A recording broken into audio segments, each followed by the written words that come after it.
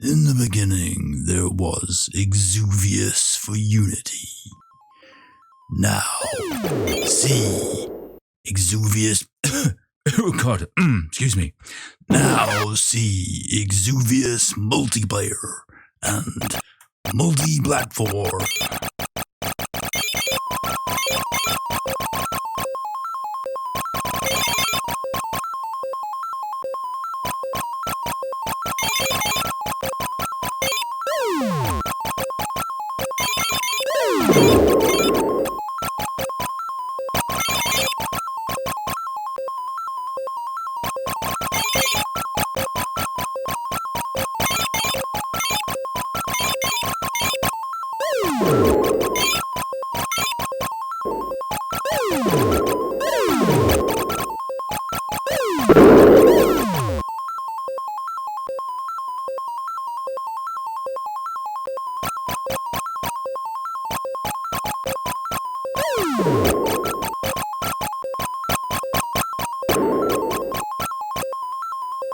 You